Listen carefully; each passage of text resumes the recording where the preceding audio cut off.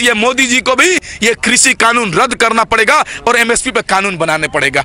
जो गोबर खाते हैं वो मोदी के साथ खड़े हैं और जिसको मानते हैं सावरकर, वीर सावरकर बोलते हैं, वो अंग्रेजों का माफीनामा डालता है, चापलूसी करता है। हम आंदोलनकारी थे, वो लोग अंग्रेजों को चापलूसी करते थे, अंग्रेजों को खाते थे, गुलामी करते थे। ये देश आंदोलनकारियों का देश है। दीप सिद्धू कौन है?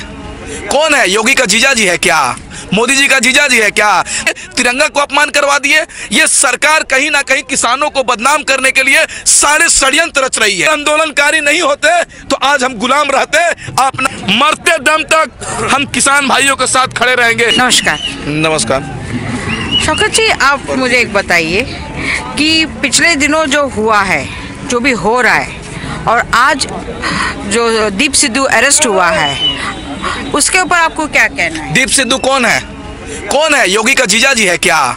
मोदी जी का जीजा जी है क्या? जब किसानों को बदनाम करने के लिए 26 जनवरी को इतनी गंदी राजनीति खेला गया, दीप सिद्धू को भाजपा के लोग भेजकर किसानों का अपमान करने के लिए, बदनाम करने के लिए तिरंगा को अपमान करवा दिए। ये सरकार कहीं ना कहीं किसानों को बदनाम करने के लिए सारे षड्यंत्र रच रही है। और देख लीजिएगा, मैं एक बात कह देता हूं, से दीप सिद्धू गिरफ्तारी हुआ है, देखिएगा फिर भाजपा दबाव डलवाकर किसानों को बदनाम करने के लिए दीप सिद्धू से बयान दिलवाएगी। आप देख लीजिएगा। और आपने कहा लोकसभा में कि परजीवी किसान को कहा, कह रहे कि मोदी जी ये किसान आंदोलन जीवी है, हम आंदोलन जीवी है। उनको पता होना चाहिए ये देश आंदोलनकारियों का देश है, क्योंकि 15 अगस्त 1947 को जब हमारा देश आजाद हुआ था, उससे पहले हम गुलाम थे। अगर आंदोलनकारी नहीं होते तो आज हम गुलाम रहते। आप ना ही मीडिया के पत्रकारिता कर सकती और ना ही हम बोल सकते थे। हम भी गुलाम होते और अंग्रेज जैसे जैसे बोलता वैसे वैसे करना पड़ता। इसलिए आंदोलनकारी इस देश में, और जो लोग हमको आंदोलनजीवी कह रहे हैं, उनकी इतिहास जाकर देख लीजिएगा। वो आंदोलनकारी, वो लोग, हम आंदोलनकारी थे, वो लोग अंग्रेजों को चापलूसी करते थे, अंग्रेजों को खाते थे, गुलामी करते थे। और जिसको मानते हैं सावरकर, वीर सावरकर बोलते हैं, वो अंग्रेजों का माफीनामा डालता है, चापलूसी करता है। हम गौर से कहते हैं, गर्व से कहते हैं कि हाँ, हम आंदोलन जीवी हैं और किसानों के साथ खड़े हैं। हम अन्न खाते हैं किसानों का, इसलिए किसानों के साथ खड़े हैं। जो गोबर खाते हैं वो मोदी के साथ खड़े हैं। मरते दम तक हम किसान भाइयों के साथ खड़े रहेंगे। हम मरना पसंद करेंगे, लेकिन देश में ये कृषि कानून लागू होना पसंद नहीं करेंगे।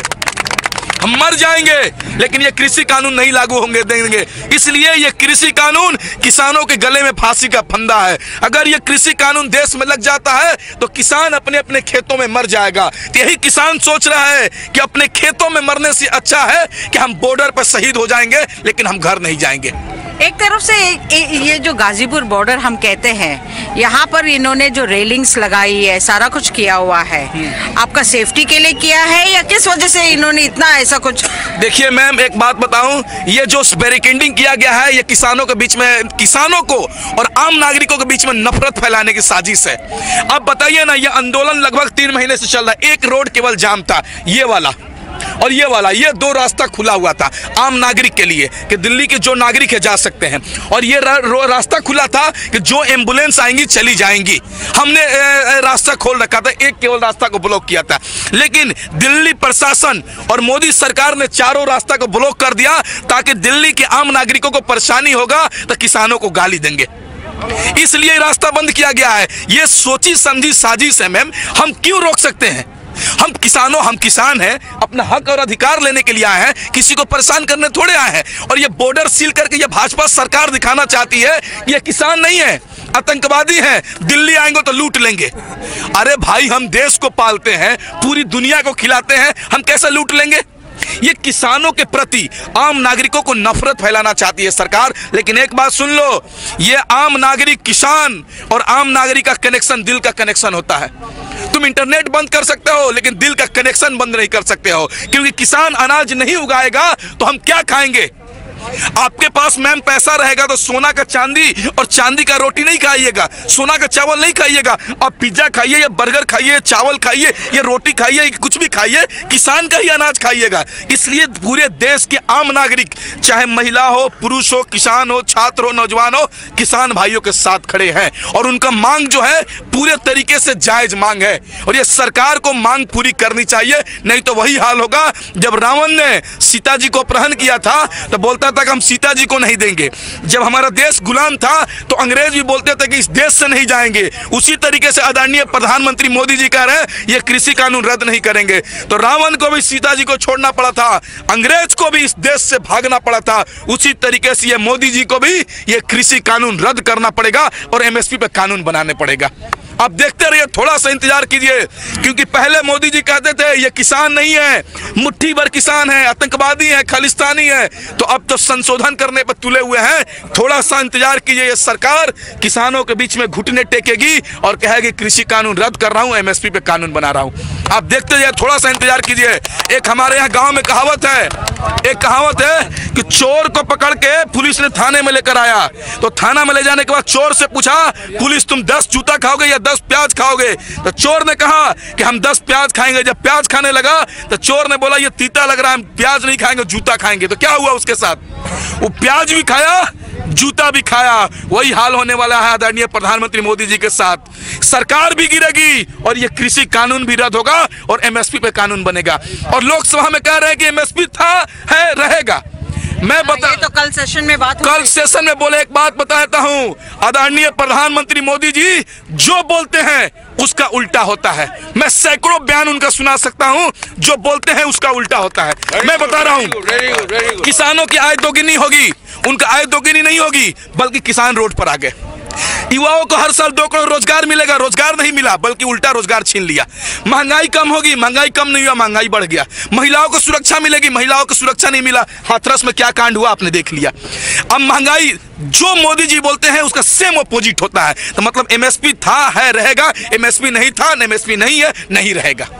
अगर एमएसपी किसानों से इतना प्यार है आपको तो आप लिखित रूप से दे दीजिए, कानून बना दीजिए कि इस एक सेकंड पूछते हैं आपने, अगर एमएसपी है तो एमएसपी पर कानून बनाइए कि जो एमएसपी से नीचे खरीदेगा, जो भी कंपनी व्यापारी खरीदेगा वो जेल की सलाखों में जाएगा, तब जाके किसान को एमएसपी रहेगा। अब बताइए, सरकार तय कर दिया 1850 रुपए धान का कीमत, लेकिन हमको 1200 रुपए में क्यों बेचना पड़ता है? क्यों बेचना पड़ता है? इसलिए क्योंकि सरकार एमएसपी पर कानून नहीं बनाई है। अगर सरकार एमएसपी पर कानून बना देगी कि सरकार एमएसपी का जो रेट रहेगा उससे नीचे जो कंपनी खरीदेगा, जो व्यापारी खरीदेगा वह जेल जाएगा, तब जाके एमएसपी किसानों को मिल सकेगा। एमएसपी पर कानून बनना जरूरी है। और उन्होंने कहा किसान हमारे पिता समान है, पिताजी हैं, किसान हमारे दिल में है। तो आप बताइए ना, कौन ऐसा पिताजी, कौन ऐसा बेटा जो भाजपा का विधायक आकर यहाँ पर कहता है किसानों को जूता मारेंगे? अरे कौन बेटा अपने पिताजी को जूता मारते हुए देख सकता है? कौन बोल सकता है? बोलते हैं कि मोदी जी आप वैसे विधायक को अपने पार्टी से निकाल दीजिए जो किसानों को अपमान किया है।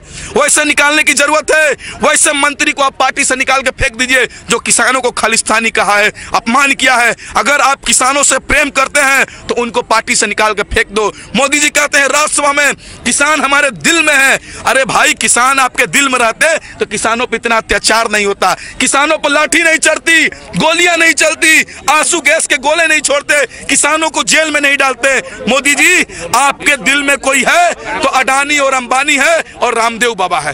हमारी लड़ाई तब तक जारी रहेगी। एक कहावत है, नदी का रास्ता पहाड़ कभी नहीं रोक सकती है, नदी अपना रास्ता पहाड़ कर चीर कर बनाता है। उसी तरीके से किसान आंदोलन तब तक चलेगा जब तक तीनों कृषि कानून रद्द नहीं हो जाएगा और एमएसपी पे कानून नहीं बन जाएगा, तब तक हमारा आंदोलन जारी रहेगा। आपने सुना नौजवान किस तरह से बोले कि काले कानून रद्द जरूर होगा।